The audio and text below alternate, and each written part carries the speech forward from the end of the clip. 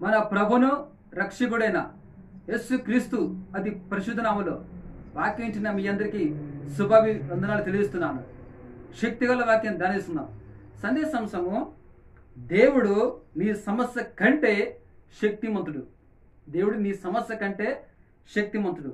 కొన్నిసార్లు మన ఆత్మీయ జీవితంలో చాలా సమస్యలు, ప్రాణం పోయే అంతగా సమస్యలు, కష్టాలు, బాధలు, ఇబ్బందులు వస్తూ ఉంటాయి. ఇక ఎవరెవరో మన మీద దాడి చేస్తూ ఉంటారు. మనకు తెలియకుండానే మనకి మేలు చేయాలనుకున్న వాళ్ళు కీడు చేస్తూ ఉంటారు. మనకు సహాయం చేయాలనుకున్న వాళ్ళు మనని ఇబ్బంది పెడుతూ ఉంటారు. మన ద్వారా ఎంతోమంది మేలు పొందుకుంటారు. మనకి మేలు చేయాలంటే మనకి మేలు చేయరు కానీ మనల్ని బాధ పెడుతూ ఉంటారు. కానీ అటువంటి సమయంలో చాలా మంది కృంగిపోతారు, నలిగిపోతారు. దేవుణ్ణి అంటారు, దేవా ఎక్కడున్నావు, నా సమస్య ఏంది, నా కష్టం ఏందని దేవుణ్ణి ప్రశ్నిస్తూ ఉంటారు.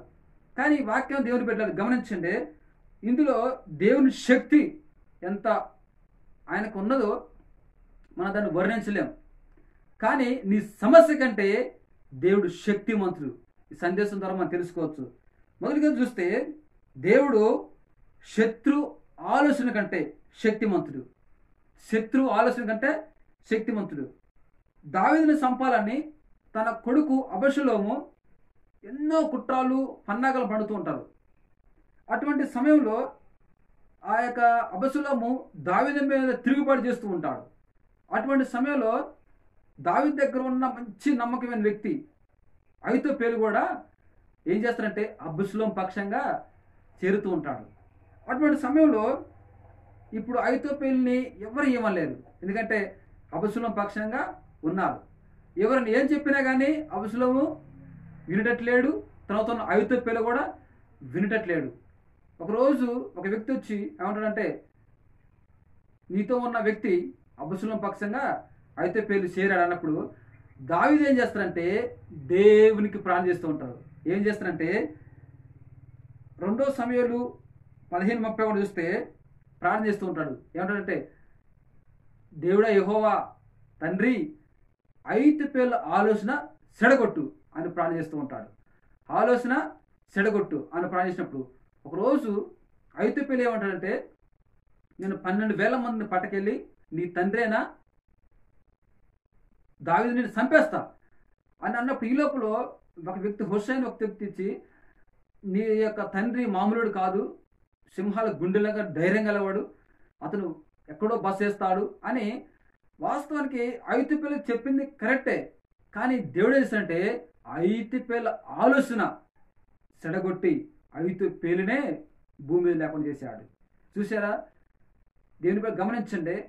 2 సమూయేలు 17 మనం ఆ వాక్యం చదవగలం. దేవుడు అహీతోపెలు మీదకి, అబషలోము మీదకి ఉపద్రవం రప్పించిన కాబట్టి అతని ఆలోచన చెడగొట్టినో, దేవుడే ఆలోచన చెడగొట్టాడు. అనగా మన దేవుడు ఆలోచన కంటే, అనగా శత్రు ఆలోచన కంటే శక్తివంతుడు. ఆలోచన ఎవ్వడి వల్ల కాదు చెడగొట్టడానికి, కానీ నిన్ను నన్ను సృష్టించిన ఆ యేసు క్రీస్తు దేవుడు ఒక్కడే ఆలోచన చెడగొట్టగల శక్తిమంతుడు. ఈరోజు నీ మీద ఏమైనా కుట్ర పడుతూ నీ వెనక దాడి చేస్తూ ఉన్నారా? అయితే దావీదు వల్లే ప్రార్థన చేయి, దేవా నా వెనక ఎవరెవరో దాడి చేస్తూ ఉన్నారు, వాళ్ళ ఆలోచన చెడగొట్టు ప్రభా అని ప్రార్థన చేస్తే దేవుడు శత్రు ఆలోచన కంటే శక్తిమంతుడు. అటువంటి శక్తి గల దేవుడు మనతో ఉండడం మనం గ్రహించాలి. రెండోది చూస్తే దేవుడు అగ్ని కంటే శక్తిమంతుడు. అగ్ని కంటే శక్తిమంతుడు. షడ్రకు మేషకు అబేద్నెగోనుని తీసుకెళ్ళి రాజు ఏం చేస్తారంటే అగ్ని గుండంలో పడేశారు. వాస్తవానికి అగ్ని మొత్తానికి బస చేసి పడేస్తారు.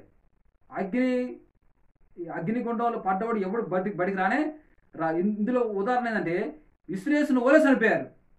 ఇస్రాయేలు వాళ్ళే చనిపోయారు. కానీ అగ్ని కంటే శక్తి గల దేవుడు వారిని అగ్ని గుండంలో అగ్ని వాసన కూడా వారిని అంటకుండా దేవుడు కాపాడినట్టుగా మనము దేవుని వాక్యంలో మనము దానియేలు గ్రంథము 3వ అధ్యాయంలో మనము చదవగలం. ఈరోజు వాక్యం దేవుని అందుకని పేతురు అంటాడు, అగ్ని లాంటి మహా శ్రమలు వచ్చినా కానీ అవి మనని ఏమీ చేయలేవు. అనగా అగ్ని కంటే దేవుడు శక్తిమంతుడు. అగ్ని లాంటి శ్రమలు కంటే దేవుడు శక్తిమంతుడు అని మనం దీన్ని గ్రహించాలి. అదేవిధంగా మనం మూడోది చూస్తే దేవుడు నీ శత్రువుల కంటే శక్తిమంతుడు. దేవుడు నీ శత్రువు కంటే శక్తిమంతుడు. ఒకసారి యెహోషాపాతు ఇశ్రాయేల్ రాజుతో అహాబుతో ఇద్దరు కలిసి యుద్ధానికి పోతారు. కానీ అక్కడ యెహోషాపాతు ఎప్పుడైతే కనబడ్డో అప్పుడు వెంటనే యెహోషాపాతు చుట్టూ సైనికులు చుట్టూ గమ్మి యెహోషాపాతుని సంపాదన చూస్తారు. 2 దినవృత్తాంతములు 18వ అధ్యాయం 31 నుంచి 32 వరకు చదివితే మనకి ఆ వాక్యం తెలుసు. చూడండి, చుట్టూ అటువంటి పరిస్థితి ఎవడు కాపాడలేడు. ఆ సమయంలో ఎవరు పిలిచినా రారు కూడా. కానీ దేవునికి అతను మొరపెట్టినందున శత్రువులు తన చంపకుండా ఏం చేశాడు? దేవుడు వాళ్ళని యెహోషాపాతుని విడిపించినట్టుగా మనము వాక్యాన్ని చదవగలం. చూడు, ఒక వ్యక్తి గురి ఎరగనే బాణం విసిరితే అహాబు రాజుకి తనకి పొడుచుకున్న బాణము ప్రాణాలు పోయింది.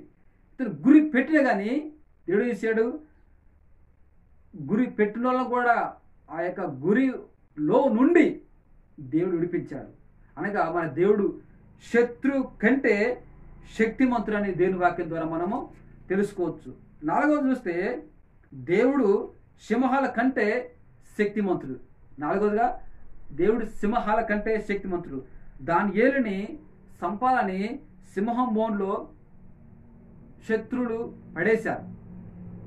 కానీ సింహాలు వేరే వాళ్ళు వేసినప్పుడు ఎముకలతో సహా పీక్కొని తినే కానీ దానియేలుని మాత్రానికి ఏమి అనలేక పోయినది. ఈరోజు వాక్య దేవుని బిడ్డల సింహాలాంటి శ్రమలు, సింహాలాంటి మనుషులు, తొడేళ్ళంటి ఇంకా రకరకాల ప్రజలు నీతో ఉంటారు. నీతో ఉన్నట్టు ఉండి నిన్ను మోసం చేయాలని చూస్తే కానీ సింహం కంటే దేవుడు శక్తిమంతుడు. కాబట్టి అటువంటి వ్యతిరేకతలు ఏమొచ్చినా నిన్ను ఏమీ చేయలేవు. మన దేవుడు సింహాల కంటే శక్తిమంతుడు అనే వాక్యం ద్వారా మనము తెలుసుకోవచ్చు. 5వది చూస్తే దేవుడు సముద్రం, గాలి, తుఫాను కంటే శక్తిమంతుడు. సముద్రము, గాలి, తుఫాను కంటే శక్తిమంతుడు. శిశువులు ప్రయాణం చేస్తూ ఉన్నారు. మార్కు సువార్త 4వ అధ్యాయం 37 నుంచి 47 చూస్తే శిశువులు ప్రయాణం చేస్తున్నారు. సముద్రంలో ప్రయాణం చేస్తూ ఉన్నారు. కానీ అది ఒడ్డువే ప్రయాణం చేసిన గాలి వచ్చినప్పుడు, తుఫాను వచ్చినప్పుడు, సముద్రం ఎగిసేసిపోయేటప్పుడు తప్పించుకోవచ్చు. కానీ సముద్రంలో ఎవ్వరు తప్పించుకోలేరు. అటువంటి పరిస్థితిలో ఒకవేళ వీళ్ళు అనుకున్నారు, ఇక మేము బ్రతికి బట్ట కట్టలేం, మేము ఒడ్డు చేరలేం, ఈ సముద్రంలో మా ప్రాణాలు పోతాయి అనుకున్నారు. కానీ నన్ను ప్రేమించే దేవుడు కష్టంలో బాధలుంటే చూస్తూ ఊరుకునేవాడే. కానీ వీళ్ళు అనుకున్న ఒక యేసు ప్రభు రావాలన్నా ఆయన వేరే ఓడ కావాలి కదా, వేరే దోణ కావాలి కదా. ఒకవేళ అనుకున్నారు, ఆ యేసు ప్రభు ఎంత శక్తి ఉందో, రాగలుగుతారా, మమ్మల్ని కాపాడగలుగుతారా అని అనుకోవచ్చు. కానీ దేవుడు సముద్రం కంటే, గాలి కంటే, తుఫాను కంటే శక్తిగల దేవుడు. అటువంటి దేవుడు ఏం చేసినంటే నడుచుకుంటూ వచ్చి వారి దేవుడు కాపాడాడు. దేవుడికి మహిమ కలుగును గాక. ఈరోజు ఎటువంటి తుఫాన్లు, ఎటువంటి గాలి, ఎటువంటి ఇబ్బందులు, అటువంటి సమస్యలను వెంటాడుతున్నాయా, వాటికంటే శక్తి గల దేవుడు అని వాక్యం ద్వారా మనము తెలుసుకోవచ్చు. 6వది చూస్తే దేవుడు ఎటువంటి వాడంటే రోగం కంటే బలమైన వాడు. రోగం కంటే బలమైన వాడు. హిజ్కియాకు మరణకరమైన రోగం వచ్చినప్పుడు ఆ రోగము సాయంత్రం నువ్వు చనిపోతావు, నీ ఇల్లు చక్కబెట్టుకో, అటువంటి స్థితిని ఎవ్వరు కాపాడలేడు. కానీ దేవుడు ఏం చేసినంటే ఆ రోగం నుంచి విడిపించి అద్భుతకరంగా హిజ్కియా దేవుడు బాగు చేశాడు. ఈరోజు వాక్యం దేవుని పెట్టారా, ఈరోజు ఎటువంటి రోగంతో నువ్వు బాధపడుతున్నావు, ఎటువంటి అనారోగ్యం చేత, క్యాన్సర్ చేత, గుండె జబ్బు చేత, కాళ్ళ నొప్పుల చేత, తలనొప్పి చేత, అనగా కిడ్నీ సమస్య చేత, గుండెకి రకరకాలుగా సమస్య నీ శరీరంలో నువ్వు బాధపడుతున్నావా, నీ దేవుడు రోగం కంటే శక్తి గల దేవుడు. మరణకరమైన రోగాన్ని కూడా ఆయన బాగు చేయగలరు. గుండె చెదిరిన వారిని కూడా నేను బాగు చేస్తానని దేవుని వాక్యం సెలవిస్తుంది.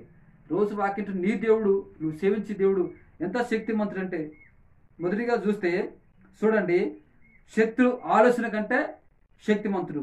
2వదిగా అగ్ని కంటే శక్తిమంతుడు. 3వదిగా శత్రు బలం కంటే శక్తిమంతుడు. 4వదిగా సింహం బలం కంటే శక్తిమంతుడు. 5వదిగా సముద్రం గాలి తుఫాను కంటే శక్తిమంతుడు.